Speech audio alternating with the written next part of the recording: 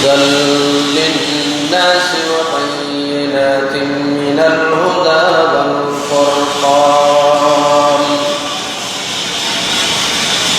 صدق الله المولى العظيم وصدق رسوله النبي الحبيب الكريم ونحن على ذلك لمن الشاهدين والشاكرين والحمد لله رب العالمين رب صل وسلم وبارك عليه جب میری ہو سنگ در تمہارا رسول اللہ جب میری ہو سنگ در تمہارا یا رسول اللہ یہی ہے ایک جینے کا سہارا یا رسول اللہ جب میری ہو سنگ در تمہارا یا رسول اللہ یہی ہے ایک جینے کا سہارا یا رسول اللہ یا میرے آقا یہی ہے ایک جینے کا سہارا یا رسول اللہ غلام احمد مختاریوں پہچانو جائیں گے غلام احمد مختاریوں پہچانا جائیں گے کہ محشر میں بھی ہوگا ان کا نعرہ یا رسول اللہ یا میرے آقا کہ محشر میں بھی ہوگا ان کا نعرہ یا رسول اللہ صلاۃ یا علیکم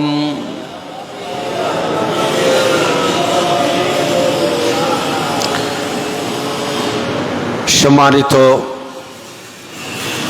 প্রিয় এলাকাবাসী শ্রদ্ধেয় মুসল্লিন ইকরাম রহিমানা ওয়া রাহিমাকুমুল্লাহু তাআলা ফিদ দারাইন আলহামদুলিল্লাহ আল্লাহ পাকের দরবারে শুকর আদায় করছি মাহে রমাদানুল মুবারক রহমত মাগফিরাত নাজাতের প্রথম জুমায় আল্লাহ পাক আমাদেরকে আল্লাহর ঘরে এজমা হওয়ার একাট্টা হওয়ার সবাইকে অংশগ্রহণ করার তৌফিক সুযোগ দিয়েছেন মাওলা মুনিবের দরবারে মাওলার দরবারে একবার মহব্বতে বলি আলহামদুলিল্লাহ আল্লাহ পাক আজ্জা ওয়া জাল পবিত্র কোরআনুল কারীমের মধ্যে 2 নম্বর পারায় সূরা বাকারা শরীফ সেখানে রব্বুল আলামিন আমাদেরকে নির্দেশ করেছেন। আমার আল্লাহ বলেন, ইয়া আইয়ুহাল্লাযীনা আমানু কুতিবা আলাইকুমুস সিয়ামু কামা কুতিবা আলাল্লাযীনা মিন ক্বাবলিকুম লাআল্লাকুম তাত্তাকুন।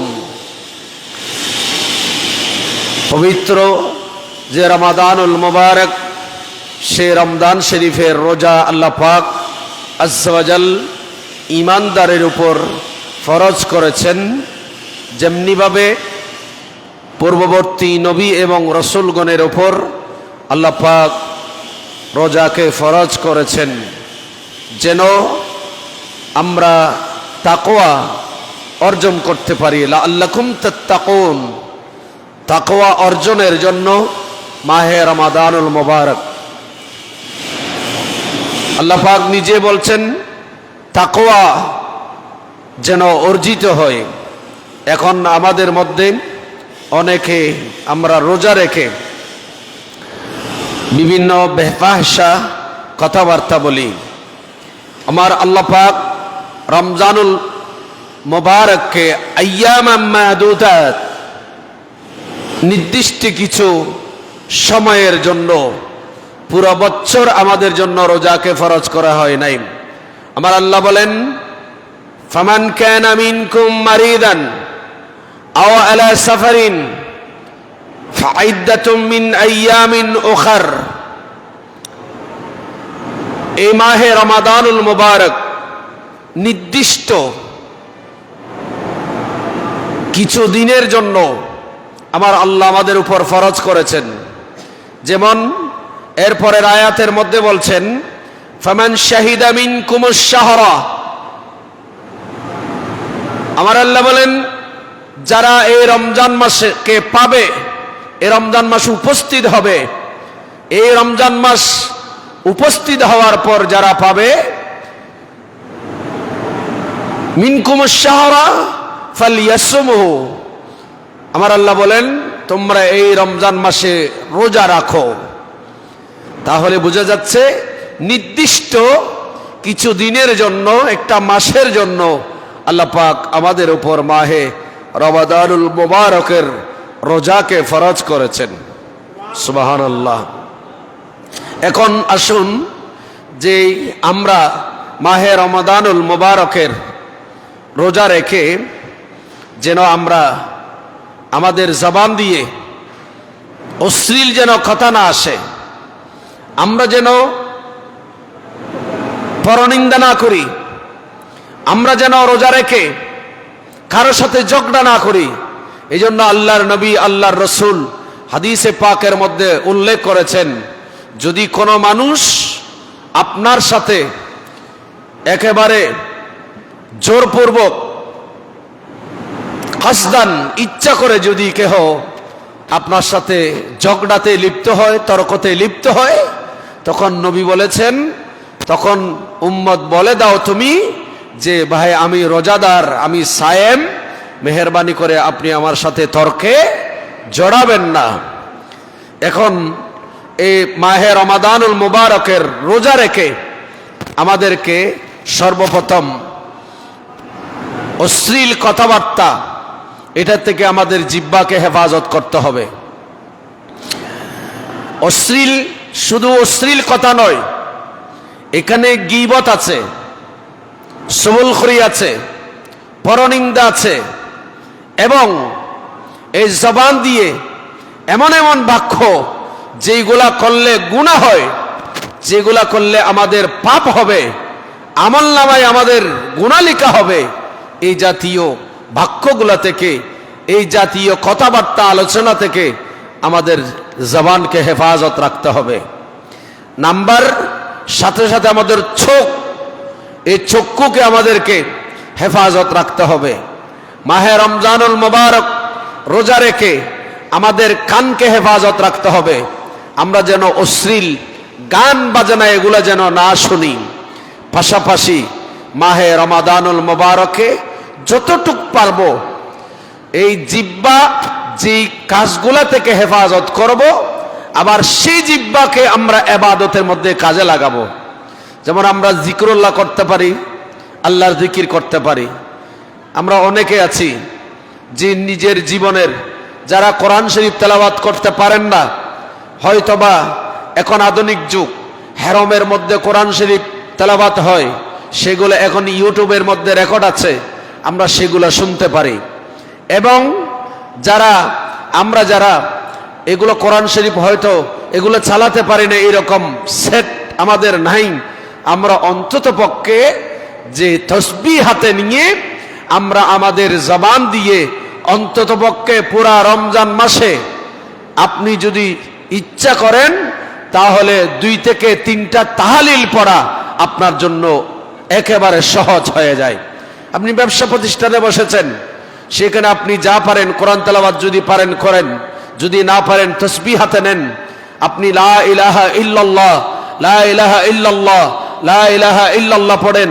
পড়তে পড়তে আপনি যখন হিসাব করে রাখবেন 1,25,000 যখন হয়ে যাবে, আপনার একটা তালিল হয়ে গেল। তাহলে আমরা সেগুলা অতি সহজে কি করতে পারি। এভাবে আমরা দোয়াইনুস পড়তে পারি, এভাবে আমরা ইস্তেগফার পড়তে পারি। আল্লাহর নবী, আমরা জবান দিয়ে যে ভালো কাজগুলা করতে পারবো সেগুলার কথা বলছি। আমার নবী একদিনে 70 থেকে 100 বার আল্লাহর নবী ইস্তেগফার পড়েছেন। আমার রসুল, নবী রসুলদের কোনো গুনাহ নাই, এরা গুনাহ থেকে পবিত্র, এরা মাসুম। নবী রসুল গুনাহ করে না, এরা গুনাহ থেকে পবিত্র। এরপরও আমার রসুল একদিনে 100 বার ইস্তেগফার পড়েছেন। কই আমাদের মধ্যে ইস্তেগফার পড়ার, আল্লাহর কাছে তওবা করার, অনুতপ্ত হবার এরকম কোনো মানসিকতা আমাদের কাছে নাই। আমরা একে অপরের দোষ করে, অপরাধ করে একজন অপরজনের কাছ থেকে ক্ষমা চাইতে পারি না। আমাদের কাছে মানসিকতা এত দুর্বল। সাহাবায়ে কেরাম যখন কোনো পর্যায়ক্রমে যদি এদের থেকে কোনো এরকম কথা, এরকম কাজ, বেফাহেশা কিছু সাদের হয়ে গেলে, সাহাবায়ে কেরাম করে ফেললে, তাড়াতাড়ি আল্লাহর রসুলের দরবারে এসে অনুতপ্ত হয়ে তওবা করতেন। যেমন ইসলামের প্রথম যুগে রোজা রেখে রাতের বেলায় মাগরিবের পর থেকে একেবারে রাতের বেলায় এশা পর্যন্ত সময়টাকে খেতে পারত। সেহেরি খাওয়ার কোনো সুযোগ ছিল না ইসলামের প্রথম যুগে। 2য় হিজরিতে 10ই শাওয়াল যখন রমজান মাস যখন ফরজ হলো, তখন বিধান ছিল রাতের বেলায় স্ত্রী সহবাস করা যাবে না। রাতের বেলায় মাগরিব থেকে এশা পর্যন্ত তার বাহিরে কিছু খাওয়া যাবে না। তাও যারা জাগ্রত থাকবে, তারা যদি কেহ মাগরিবের পরে ঘুমিয়ে যায়, তাহলে তার আগামীকালের রোজা ফরজ হয়ে যেত। এত কঠিন বিধান ছিল তখন। সাহাবায়ে কেরাম এত কঠিন বিধানের মধ্যে কত সুন্দর রোজা রেখেছে। সাহাবায়ে কেরামদের মতো রোজা আমরা রাখতে পারবো না। সাহাবায়ে কেরামদের মতো তাকওয়া পরহেজগারি আমাদের নাই। আজকে আমরা দেখতে পাচ্ছি ইউটিউবের মধ্যে কিছু আমাদের মতো এরকম হুজুর, আমি বলবো এরা নামে হুজুর, পোশাকে আশাকে হুজুর, দাড়ি রাখলে হুজুর হয় না, পাগড়ি পরলে হুজুর হয় না, আবাক পড়লে হুজুর হয় না, তার ভেতরে কোরআন সুন্নাহর জ্ঞান থাকলে তখন হুজুর বলা হয়, তখন আলেম বলা হয়। আজকে বলা হচ্ছে যে সিদ্দিক আকবরের চাইতে আমল নাকি তার বেশি। একটু বড় করে বলবেন না? এগুলো তো ফেসবুকের মধ্যে ভাইরাল। হুজুর ফারুক আজম রাদিয়াল্লাহু তাআলা আনহুর চাইতে নাকি আমল বেশি, এরকম কথা বলছে। যে সিদ্দিক আকবরের চাইতে নাকি, সিদ্দিক আকবর রাদিয়াল্লাহু তাআলা আনহুর চাইতে নাকি সে হজ বেশি করেছে, সিদ্দিক আকবরের চাইতে সে বেশি রোজা রেখেছে, সিদ্দিক আকবর রাদিয়াল্লাহু তাআলা আনহুর চাইতে বেশি নাকি তারা ইবাদত করেছে। একটু বড় করে নাউজুবিল্লাহ বলেন না। আচ্ছা, কোরআন শরীফের এই আয়াতগুলো কি আমার এই ভাইরা কি ভুলে গেছে যে সাহাবায়ে কেরামদের ব্যাপারে আমার আল্লাহ বলেছেন যে ইমাল মাশিতুম, হে সাহাবীরা তোমরা তোমাদের ইচ্ছা মোতাবেক আমল করো। সুবহানাল্লাহ বলেন না? আচ্ছা আমি কি আমার ইচ্ছা মতো আমল করতে পারবো? কিন্তু আল্লাহ নির্দেশ দিয়েছেন সাহাবা একরাম এদের ইচ্ছা মোতাবেক যা করে আমার আল্লাহ সব কবুল করবেন। যদি সেখানে কোনো তাসাম হয়ে যায়, ভুল ত্রুটি হয়ে যাওয়া, আমার আল্লাহ ক্ষমা করবেন। করেছেন তো বদরি সাহাবী হযরতে সাইয়েদনা হাতিব বিন আবি বালতা রাদিয়াল্লাহু তাআলা ইনি মদিনা শরীফ থেকে একটা চিঠি লিখেছেন বদরের যুদ্ধের পর। মক্কা শরীফের কাছে, মক্কা শরীফে ওনাদের আত্মীয় স্বজন ছিল, ওরা তো সব মুহাজির সাহাবী ছিল। মক্কা শরীফ থেকে একটা চিঠি লিখেছেন হযরতে হাতিব বিন আবি বালতা রাদিয়াল্লাহু তাআলা। এটা বুখারীর বিভিন্ন জায়গায় তাকরার হয়েছে এই হাদিস।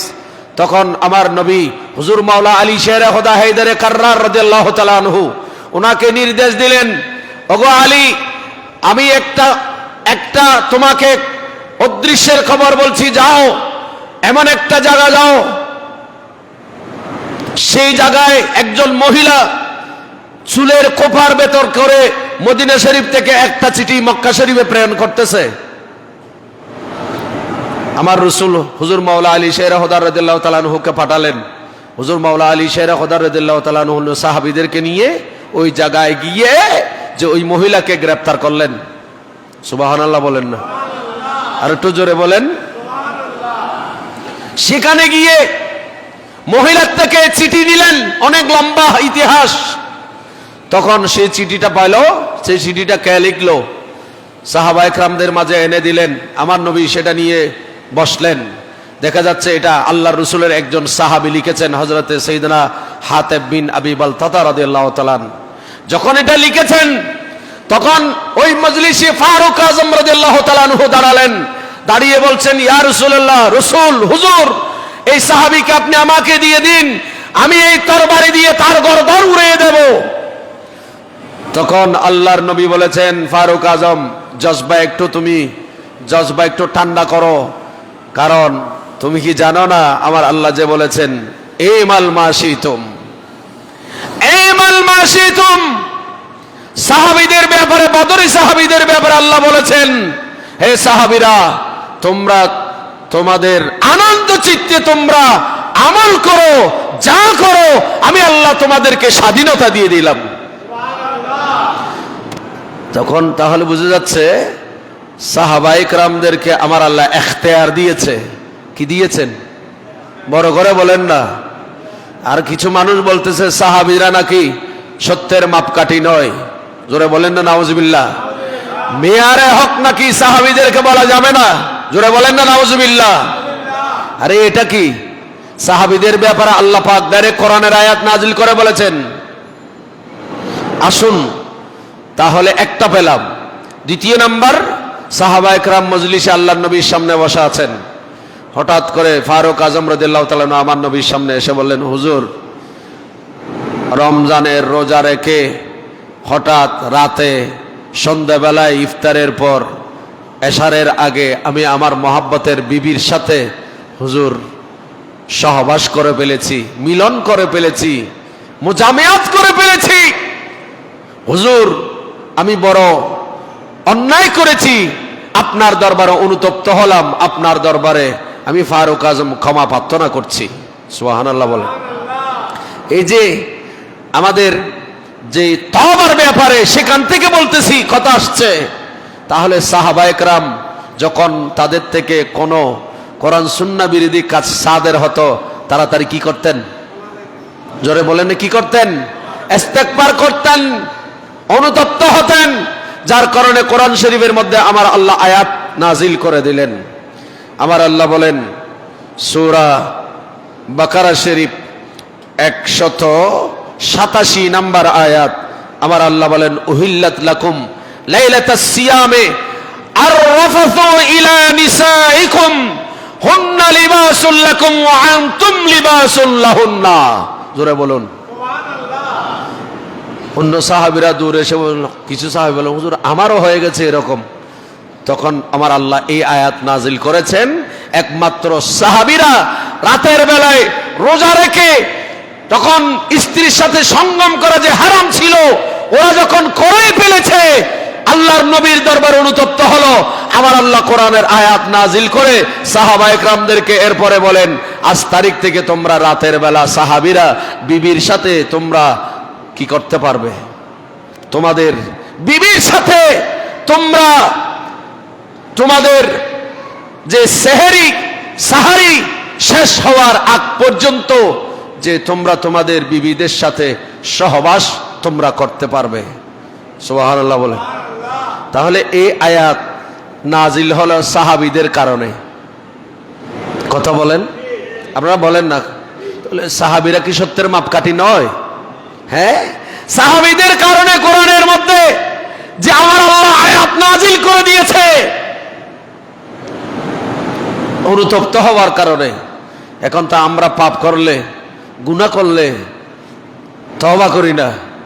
ওই মৃত্যুর বিছানায় যখন শরীরের মধ্যে খেস না চলে আসবে, ঘরঘরি চলে আসবে, ভালো নিঃশ্বাসও বের হয় না, তখন বলে হুজুরকে ডাকো, একটু আমার বাবাকে, আমার মাকে, আমার ভাইকে, আমার চাচাকে, আমার ছোট আব্বুকে একটু তওবা পড়িয়ে দাও। কেন ওই সময়? কেন ওই সময় জান যাওয়ার সময়? এই জন্য আল্লাহর নবী, আমার নবী একদিনে 100 বার তওবা করতেন, ইস্তিগফার পড়তেন, অথচ আমার রাসূলের কাছে কোনো গুনাহ ছিল না। তাহলে আমরা রমজান শরীফে আমাদের জিহ্বাকে সংযত রেখে আমরা তাহলিল পড়তে পারি, কোরআন তেলাওয়াত করতে পারি, জিকির করতে পারি, ইস্তিগফার পড়তে পারি। আল্লাহ পাক আমাদেরকে এই আমলগুলো করার তৌফিক দান করুন। আর একটু জোরে বলেন না। আরেকজন সাহাবী আমার নবীর কাছে আসছে, আমার রাসূলের কাছে আসছে, তাও এই সাহাবী রোজা ভেঙে ফেলেছেন। কি করেছেন? রোজা ভেঙে ফেলেছেন। ওনার বিবির সাথে সংযম করে, বিবির সাথে মোজামেয়াত করে। আরেকজন সাহাবী আসছে, আরেকটি হাদিস, যে একজন মহিলা আসছেন খেজুর ক্রয় করার জন্য। তখন এই মানুষটা বললেন, মহিলাকে বললেন যে গোডাঙের ভেতরে ভালো খেজুর আছে। এই কথা যখন বললেন, মহিলাটা বললেন আমি একটু দেখব। যখন দেখতে গেলেন তো ওই মানুষটা ওই মহিলাটাকে ধরে তাকে চুম্বন দেওয়া শুরু করলো। হাদিসে পাক আসছে, বুখারী মুসলিম। পরে চলে গেল। সাহাবীটা লজ্জিত হলো, আল্লাহর নবীর কাছে গিয়ে, কেহ দেখে নাই। সাহাবী চিন্তা করতেছে আল্লাহ তো দেখেছেন। তাড়াতাড়ি নবীর কাছে দৌড় দিয়ে গেলেন, ইয়া রাসূলুল্লাহ, হুজুর আমি তো এইরকম একজন মহিলাকে চুম্বন করেছি, হুজুর আমার এই অপরাধ হয়েছে। আল্লাহর নবী কাছে গিয়ে তওবা করলেন। আমার নবী বললেন, সাহাবী তুমি এরকম কাজ করেছো মহিলার সাথে? বলে জি হুজুর, হুজুর আমি অনুতপ্ত, আপনি আমাকে শাস্তি দিন। কোরআনে আমার আল্লাহ যা শাস্তি দিয়েছে, কোরআনে আমার আল্লাহ যা হদ দিয়েছেন, যে 100টা দররা আমার উপর। নবী গো আপনি আমাকে সে শাস্তি দিন। ওই সাহাবী একবার, দুইবার, তিনবার নবীর সামনে দাঁড়িয়ে বললেন। হঠাৎ করে নামাজের টাইম হলো। আমার নবী ওই সাহাবীকে, তার এই কথা সাহাবীরা এরকম কোন তাসামুল হলে নবীর কাছে এসে ক্ষমা চাইতেন, ইস্তিগফার করতেন নবীর মাধ্যমে আল্লাহর দরবারে। আমার নবী তাকে 3 বার বলার পর তাকে কিছু বলেন নাই, হানা। দেখা গেল নামাজের টাইম হয়ে গেল। আযান দিল। হযরতে বেলাল হাবশী সাহাবী রাসূল আযান দিল। আযানের পর নামাজ হলো। আল্লাহর নবী নামাজ পড়ায় দিলেন, ফরজ নামাজের সালাম।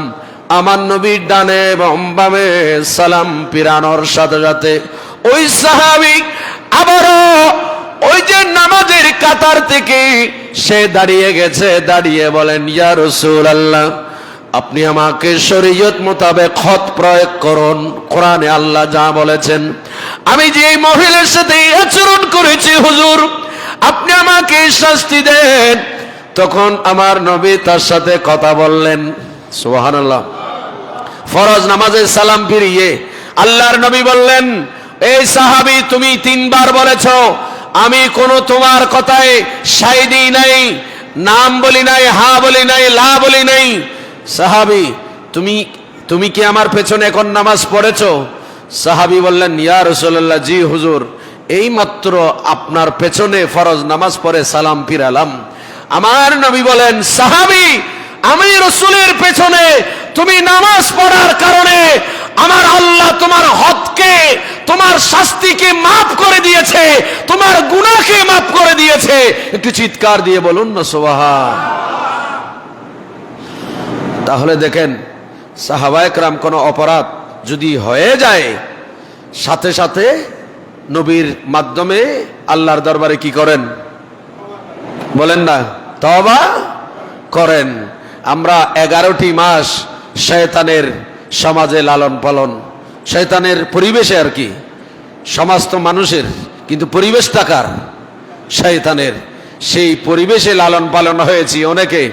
তওবা করার সুযোগ আল্লাহ পাক আমাদেরকে তওবা করার তৌফিক দান করুন। এই সাহাবীকে বললেন, তোমার শাস্তিও মাফ, গুনাহও। আমি রাসূলের পেছনে কি পড়ার কারণে? আরো জোরে বলেন না। তাহলে সাহাবায়ে কেরাম যে কোনো সময় এদের থেকে কোরআন সুন্নাহ বিরোধী কিছু হয়ে গেলে তাড়াতাড়ি কি হতেন? অনুতপ্ত হতেন, রাসূল পাকের কাছে এসে সেটাকে স্যালেন্ডার করতেন, হুজুর আমি এরকম করেছি। আরেকজন সাহাবী, তার রোজা ভঙ্গ হয়েছে। কি? ফরজ রোজা। কি রোজা? এখন তো মাহে রমজান শরীফ আসছে, কিছু কিছু হোটেল পানের দোকানে লাল কালো পর্দা ভরে গেছে, খায়। হ্যারে, খাওয়া বন্ধ হয় না।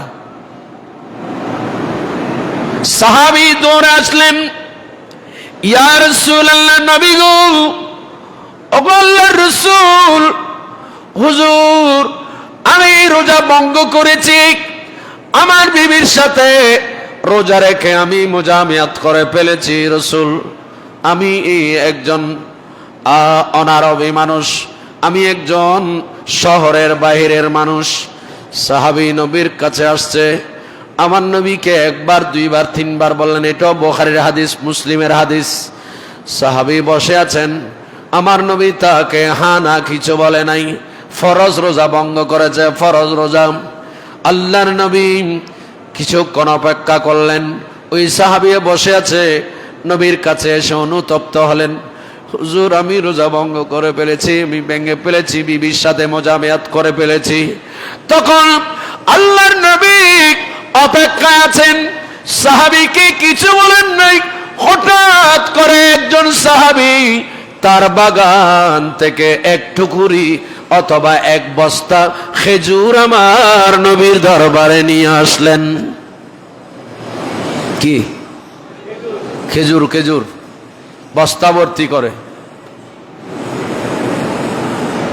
খেজুর আল্লাহর নবীর দরবারে এনেছে।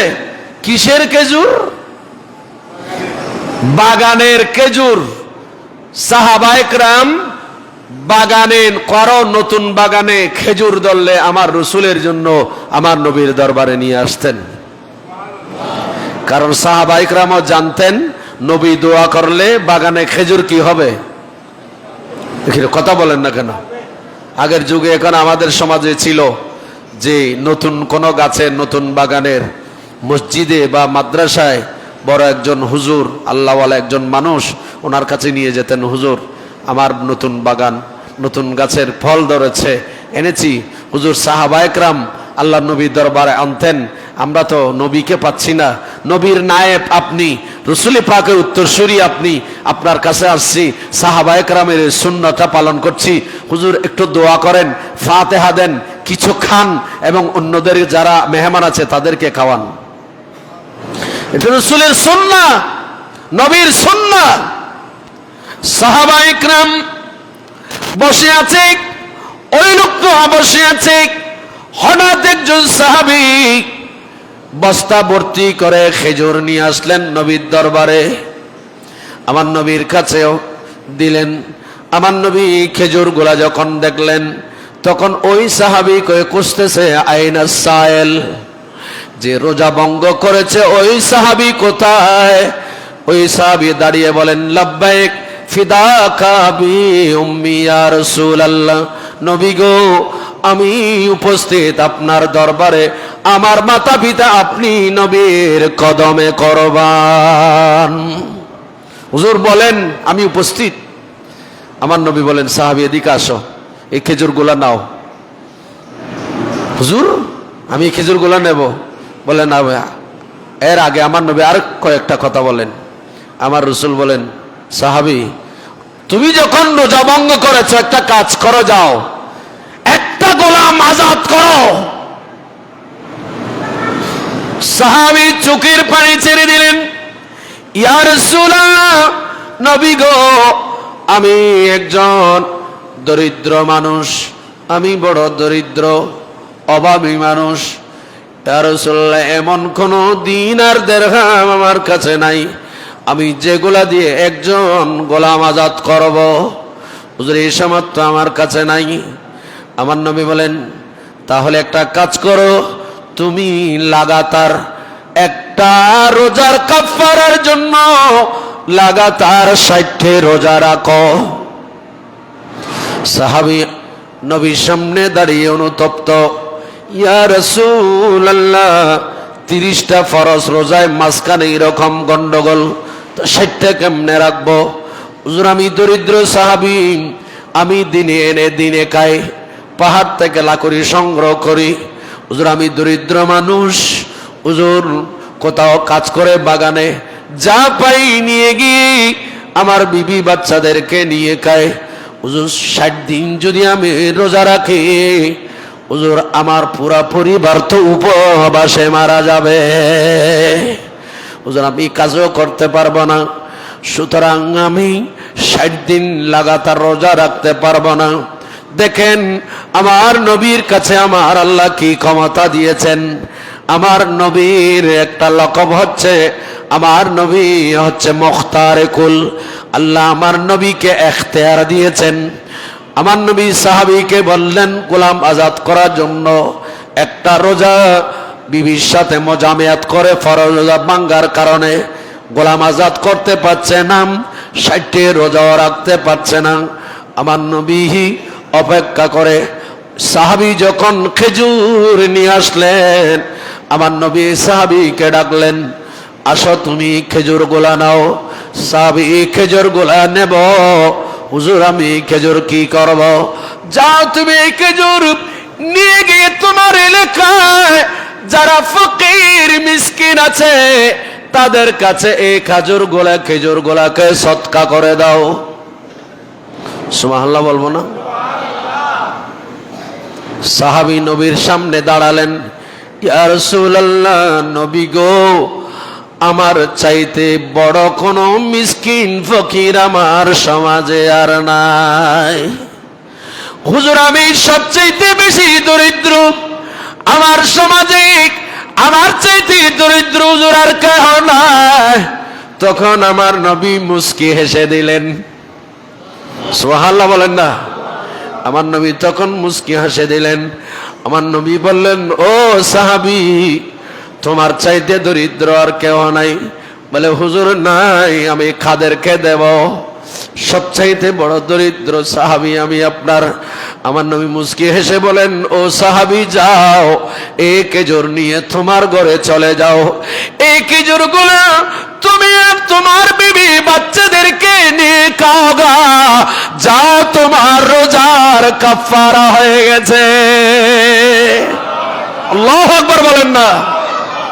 দেখেন একটা রোজা ভঙ্গ করার কারণে সাহাবীরা নবীর কাছে এসে কি করতেন? অনুতপ্ত হতেন, নবীর মাধ্যমে আল্লাহর দরবারে ক্ষমা চাইতেন। সুবহানাল্লাহ বলেন।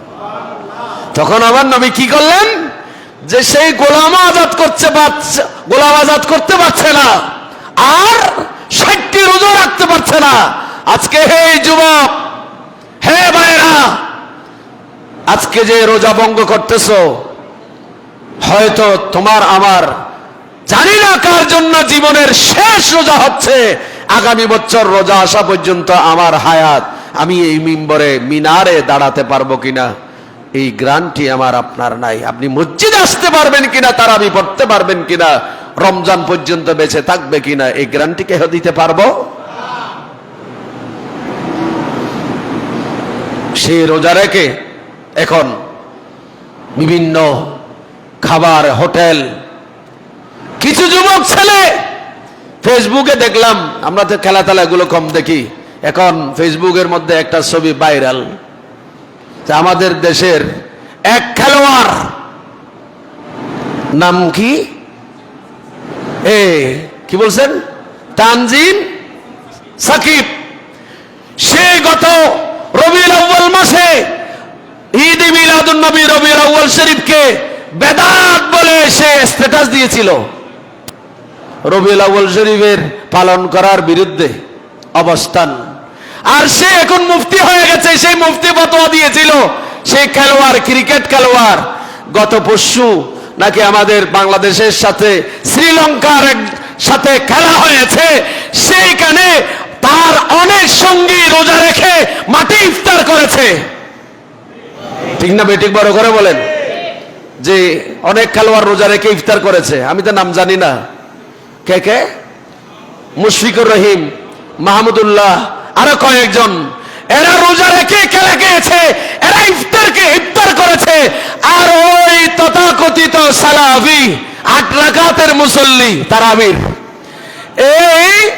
এই তানজিম সাকিব বেয়াদব কমবক্ত, সে তথাকথিত মুফতি সেজে মিলাদুন নবীর বিরুদ্ধে ফতোয়া দিয়েছে, বেদাত বলে স্ট্যাটাস দিয়েছে, আর তার লজ্জা হয় না, সে মাঠে বসে, দিনে রোজা তো রাখে নাই, মাঠে বসে পানি পান করেছে। জোরে বলুন না নাউজুবিল্লাহ। আমরা এগুলা ধিক্কার জানাচ্ছি। তুমি খেলার জন্য রোজা না লাগলে তোমার ব্যাপার, অন্তত পক্ষে অন্য মানুষরা দেখে এইভাবে তো তুমি কিছু পান করতে পারো না। ঠিক না বেঠিক? বড় করে পুরো বিশ্ব আজকে খবর, তুমি কলঙ্কিত করেছো বাংলাদেশকে।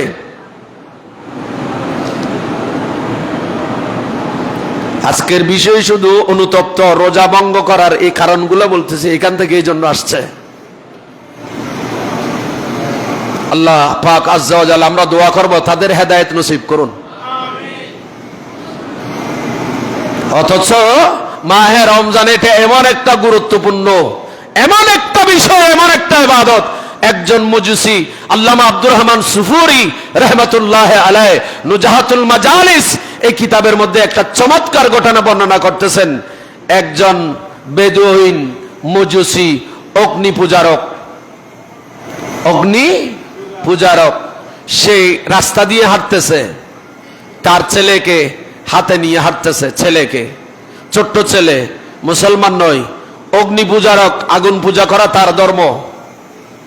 এখন তার ছেলেকে নিয়ে হাঁটতেছে, হাঁটার সময় ওই ছেলেটা, ওই যে আমাদের দেশের ছেলেরা বোট টোট খায় না অনেকে, এরকম তার হাতে জানি কি আছে, ওগুলা খাচ্ছে। হঠাৎ এই অগ্নি পূজারক, যার ধর্ম ছিল আগুনকে পূজা করা, আগুনের ইবাদত করা, আগুনকে বশ করার জন্য আগুনকে পূজা করে, সেই তার ছেলেকে দিছে একটা থাপ্পড়, খুব জোরে থাপ্পড় দিলেন তার গালের মধ্যে, বাচ্চার গালে। বাচ্চাটা কাঁদতেছে, আব্বু আপনি আমাকে এভাবে কেন মারলেন? বলে বেয়াদব ছেলে, তুই জানিস না মুসলমানদের রমজান মাস শুরু হয়েছে? একটু বড় করে সুবহানাল্লাহ বলেন। মুসলমানদের কি রমজান মাস শুরু হয়েছে, তুই জানিস না? তুই কাঁদছিস কেন রাস্তায়? বলতো আব্বুও তো খাইছেন, আপনিও তো করে খাইছেন। বল আমি করে খাইছি, মুসলমান যেন না দেখে। তুই তো মুসলমানদেরকে দেখাই খাইতেছিস, এই জন্য তোর ফিটাইছি। কেন কাঁদছিস মুসলমানদেরকে দেখায়? দেখেন একজন বিধর্মী সেই কাকে, তার ছেলেকে শাসন করলেন, ছেলেকে পিটাইলেন। আমার আল্লাহ পাকের কাছে এই বিধর্মী অগ্নি পূজারক হলো তার এই ছোট্ট একটা আমল, ছোট্ট একটা কাজ, এটা আমল বলতে পারি না কারণ সে এখনই ইমানদার নয়। তার এই কাজটা আল্লাহর কাছে বড় পছন্দনীয় লেগেছে, ভালো লেগেছে।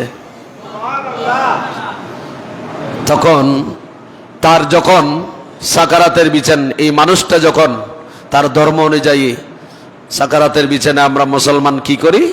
আমরা ডান পাশে বসে, মইয়তের ডান পাশে পড়ে, আল্লাহর নবী বলেছেন লাক্কিনু মাউতাকুম, আমার নবী নির্দেশ করেছেন আমরা যারা ইন্তেকালের সজ্জায় হয়ে যাব এদেরকে আল্লাহর নবী বলেছেন ডান পাশে বসে তোমরা কি করো? তালকিন করো, পড়ো, কলমা পড়ো। বাম পাশে একজন বসে ইস্তেগফার পড়ো। যিনি মৃত্যুসজ্জায় তার ডান এবং বাম পাশে বসে আমাদেরকে এরকম কিছু পড়ার কথা বলেছেন।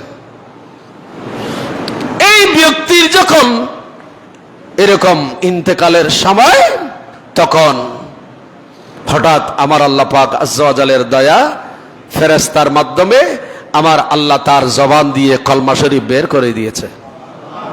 একটু বড় করে বলি না সুবহানাল্লাহ, আল্লাহু আকবার কবীরা। দেখেন একটা ভালো কাজ করেছে, এই কাজটার কারণে ছেলেকে শাসন করার কারণে আজকে মাহে রমজান শরীফ, বাবা মসজিদে আসে না, বাবা রোজা রাখে না, নামাজ পড়তে যায় না, অন্ততপক্ষে মাহে রমজান আসছে মসজিদে আসেন, আপনার ছেলেকে নিয়ে মসজিদে আসেন, নামাজ পড়ুন। মসজিদে আসতে না পারলে অন্ততপক্ষে ঘরে নিজে নামাজ পড়ুন, ছেলে মেয়েদেরকে নামাজের তালিম শিক্ষা দেন। একজন মুজুসি অগ্নি পূজারক হয়ে ছেলেকে শাসন করার কারণে ঈমান নসিব হয়েছে। তা আপনি আমি মুসলমান, অন্ততপক্ষে রমজান শরীফের ক্ষুদ্র ক্ষুদ্র আমল যদি আল্লাহ পাকের দরবারে আমরা করতে পারি, আমাদের এই আমলগুলো যদি আল্লাহর দরবারে, মাওলার দরবারে কবুল হয়, অন্ততপক্ষে ওই কাজ এর কারণে আল্লাহ পাক আমাদেরকে নাজাত এবং মুক্তি দান করতে পারেন।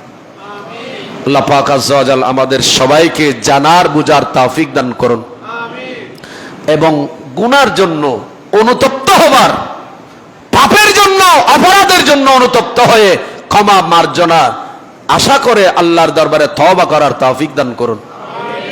এই রকম ভালো কাজ করবেন, ভালো আমল করার চেষ্টা করবেন। মাহে রমজান শরীফে আপনি রোজা রেখেছেন, অন্যজন রমজানের রোজা রেখেছে, এরকম বাইকে যদি পারেন ইফতার করার একটু সুযোগ যদি থাকে ইফতার করাবেন।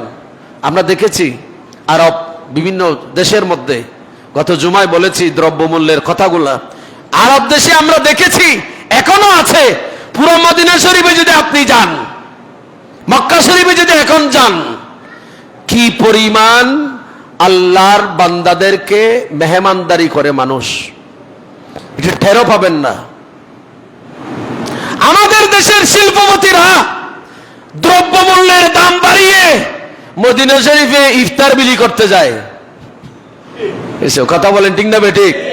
একদিকে দ্রব্যমূল্যের দাম বাড়িয়ে সাধারণ মানুষ, গরিব, মধ্যবিত্ত এদেরকে কষ্ট দিয়ে টাকা পয়সা রোজগার করে রমজানে ইতিকাফ করার জন্য মক্কা শরীফ, মদিনা শরীফে যায়। টাকার বান্ডিল নিয়ে মক্কা শরীফের, মদিনা শরীফের রোজাদারদেরকে ইফতারি করায়। বাংলাদেশের মানুষদেরকে উপবাস রেখে মদিনা শরীফ, মক্কা শরীফে গিয়ে লক্ষ হাজিদেরকে ইফতারি করালো। আমার আল্লাহ আপনার ইফতারকে কবুল করবেন কিনা সন্দেহ হয়। এই হাসলত পরিহার করুন। মক্কা শরীফে দিলে যেমন সওয়াব, এইখানে দিলেও তেমন সওয়াব। হ্যাঁ, ওখানে জায়গা বরগুজিদা হবার জন্য 1 লাখ হবে, 1.50 হবে, কিন্তু এখানে যখন আপনি খাওয়াবেন, ওখানে যখন পাবেন, রোজার ব্যাপারে, ইফতারের ব্যাপারে ভিন্ন। আল্লাহর নবী বলেছেন আপনি রোজা রেখেছেন, আপনি যদি একজন রোজাদারকে ইফতার করান, আপনি যেমন সওয়াব রোজা রেখে পেয়েছেন, ইফতার করার কারণে ওই ব্যক্তির সারা দিনের রোজার সওয়াব আপনি পাবেন। যিনি রোজা রেখেছেন তার চাই তার কাছে 1 ফোঁটা সওয়াবের কমতি হবে না। ওনাকে আল্লাহ যেমন সওয়াব দিয়েছে রোজা রাখার কারণে, ইফতার করানোর কারণে, আল্লাহ আপনাকে তেমন সওয়াব দান করবেন। এখন দেখবেন যে আমরা অনুরোধ করব, যারা পারেন, যারা তো অনেকে দিয়েছেন, কাঁচা দিয়েছেন বা এমনি রান্না করে দিয়েছেন। আমাদের দেশে এখন আলহামদুলিল্লাহ শুরু হচ্ছে, এখন মাগরিবের সময় আজানের আগে আগে মানুষ বিভিন্ন ইফতারি নিয়ে রাস্তার ধারে ধারে দাঁড়িয়ে যায়। যারা রাস্তার মধ্যে চলাচলে গাড়িতে আছে, ইফতার করতে পারে না, হয়তো নাই, এদেরকে একটা ছোট্ট একটা ইফতারের প্যাকেট আপনি হাতে দিয়ে দিলেন, তাহলে আপনি ছোট্ট একটা কাজ করলেন, একটা রমজানের রোজা রাখার স্বভাব আপনি পেয়ে গেলেন। এই জন্য আমাদের চট্টগ্রামে বিভিন্ন জায়গায় মাসব্যাপী ইফতার হচ্ছে, ইফতার মাহফিল হচ্ছে। যেমন আমাদের আলমগীর খানকা শরীফে আমরা এগুলো ছোট্ট থেকে দেখে আসতেছি, একেবারে মাসব্যাপী ইফতার মাহফিল। মানুষ এখানে বস্তায় বস্তায় ইফতারে দিচ্ছে। আপনি যদি এরকম না দেন, সেখানে আলমগীর খানকা শরীফে হয়তো এক বস্তা 10 কেজি 5 কেজি আপনি সনাবর দিয়ে আসতে পারেন। জমিয়তুল বালা হচ্ছে, তারপর আমাদের বলুয়াদ্দিগির খানকা হচ্ছে, তারপর আন্দরকিল্লা শাহী জামে মসজিদে হচ্ছে, বিভিন্ন জায়গায় হচ্ছে। এবং মাসব্যাপী আমাদের এবিএম মহিউদ্দিন চৌধুরী, আমরা ওনার মাগফিরাত কামনা করছি। কিছু কিছু ভালো কাজ ইনি করে গেছেন, যে মাসব্যাপী ওনার ইউনিভার্সিটিতে ইফতার মাহফিলের ব্যবস্থা করেছেন। আজকে আমি গুনাহগার, আজকে ইনশাল্লাহ সেখানে আলোচক হিসেবে থাকবো। উনি থাকতো আমাদেরকে এরকম প্রতিদিন এরকম এক একজনকে দিতেন। আপনারা যেভাবে সামর্থ্য আছে সেইভাবে একটু একটু ভালো কাজ করার চেষ্টা করবেন। জাকাতের যে প্রথা আমাদের দেশে আছে, যে 300 টাকার 500 টাকার শাড়ি মানুষদেরকে দিয়ে 2-4-5 হাজার মানুষদেরকে দিয়ে দিলেন, আপনি মনে করেছেন অনেক কিছু করেছেন। এটার কারণে দারিদ্রতা মোচন হবে না। আপনি 5,000 মানুষকে 200-400-100 টাকার শাড়ি না দিয়ে, লুঙ্গি না দিয়ে, এই টাকাগুলো যদি 10 জন মানুষকে 10টা গাড়ি কিনে দেন, 10টা দোকান দিয়ে দেন, আগামী বছর তোমাকে যেন জাকাত খেতে না হয়। এরকম হলে তো আমাদের দেশের মানুষ স্বাবলম্বী হয়। কথা বলেন ঠিক না? কিন্তু আমরা এগুলো খেয়াল করি না, এগুলো খেয়াল করি না। আল্লাহ পাক আমাদেরকে এগুলা খেয়াল করার, জানার, বোঝার তৌফিক দান করুন, আমিন। রোজার শুরুর প্রথম জুমা, এই জন্য এই জাতীয় কিছু কথাবার্তা বললাম। এখনো সময় আছে, যারা রোজা রাখেন না তাড়াতাড়ি তওবা করেন, তাড়াতাড়ি তওবা করেন, তাড়াতাড়ি ফিরে আসুন। এটা শরীরের জাকাত, আপনার শারীরিক ইবাদত। এটা নামাজ শারীরিক ইবাদত, রোজা শারীরিক ইবাদত। এই ইবাদত আপনাকে রোজার ফি দিয়ে দিলে হবে না। আমাদের দেশে এখন কিছু এরকম ডিজিটাল বেড়েছে, ডিজিটাল যে পয়সা আছে, বলে রোজা রাখবো না, রোজার ফি দিয়ে দেবো। টো তোমার এই ফি দিয়ে হবে না, কারণ রোজা এটা শারীরিক ইবাদত। কিসের ইবাদত? সামর্থ্য থাকার পরও কেন আপনি রোজা রাখবেন না? আল্লাহ পাক এই জন্য বলেছেন, মারিদান, রোজা যদি আপনার রোগ হয়, রোগের কারণে যদি রাখতে না পারেন, তাহলে আল্লাহ মাফ করবেন। কি করবেন বলেন না? কি করবেন? মাফ করবেন। রোজা কাফারা এবং রোজা কাজার মধ্যে ভিন্নতা আছে। মহিলাদের রোগের কারণে মহিলারা রোজা কাজা করবে, রোজা কাজা করবে, কাফারা নয়। অনেক মানুষ আছে যে ইফতারের টাইম হয়ে গেছে, মনে করে যে সে ইফতার করে ফেলেছে, অথচ এখনো 2-4-5 মিনিট কি আছে, বাকি আছে। এই অবস্থায় মাসালা কি হবে? এই অবস্থায় মাসালা হচ্ছে, সে রোজার কাফারা দেবে না, সে আগামী রমজান মাসের পর একটা রোজা কাজা করবে। অনেকে সাহারি খাচ্ছেন, সাহারি, অনেকে কি পর্যন্ত সাহারি খায়, যে আজান দেওয়া পর্যন্ত সাহারি খায়। আমি গতকালকে একটা স্ট্যাটাস দিয়েছি, আমাদের জামিয়ার ক্যালেন্ডারে আছে, মুফতি সাহেব এটাতে একমত যে আপনারা অনেকে যতক্ষণ পর্যন্ত যে আজান হয় না ততক্ষণ পর্যন্ত আপনার সাহারি খান। আল্লাহর কোরআন বলেছেন, আমি ওইদিকে যাচ্ছি না, যে যে কতক্ষণ আপনি সাহারি খেতে পারবেন, কতক্ষণ একটা টাইম আছে। এখন আমাদের দেশে অধিকাংশ যে মুয়াজ্জিন সাহেব আছে, সেই মুয়াজ্জিন সাহেব গুলা এখন সাহারির টাইম শেষ হওয়ার সাথে সাথে আজান দিয়ে দেয়। এই আজান হবে না, এই আজান হবে না, এই আজান হবে না। অন্তত পক্ষে সাহারি খাওয়ার লাস্ট টাইমের 10 মিনিট পর আজান দিতে হবে, না হয়ে আজান হবে না। এই জন্য মসজিদের যিনি খতিব, ইমাম, মুয়াজ্জিন, এরাই দেয়। আরো অনেকে বলে যে আমরা তো সারা রাত জাগ্রত। আপনাকে সারা রাত জাগ্রত থাকছে বলছে কি? আপনি তারাবি পরে তাড়াতাড়ি বাতাত খেয়ে ঘুমিয়ে যান। তাই বলি কি আপনি ওয়াক্ত হওয়ার আগে আজান দিতে পারবেন? কেন? আপনাদের কষ্ট হচ্ছে? এগুলো আমাদের যে অনুতপ্ত হওয়ার জায়গা, ভুল ত্রুটি আমাদের যেখানে আছে, আমরা এগুলো শুধরাবার চেষ্টা করব। আল্লাহ পাক আমাদের সবাইকে বোঝার তৌফিক দান করুন। আপনারা আজান পর্যন্ত খাবার চেষ্টা করবেন না। সাহারির টাইম যেখানে শেষ, সেখানে পর্যন্ত খেয়ে 10 মিনিট পর আজান হয়। আজান হওয়ার 10 মিনিট আগে আপনারা খাবার শেষ করবেন। ঠিক আছে? মনে থাকবে? অন্ততপক্ষে আমি এই জায়গা থেকে আমার দায়িত্বটা আমি পালন করলাম। এখন দায়িত্বটা পালন করার, বাস্তবায়ন করার আপনাদের দায়িত্ব। ওয়া আখিরি দাওয়ানা আলহামদুলিল্লাহি রাব্বিল আলামিন। ওয়াসসালামু আলাইকুম ওয়া রাহমাতুল্লাহি তাআলা ওয়া বারাকাতুহু।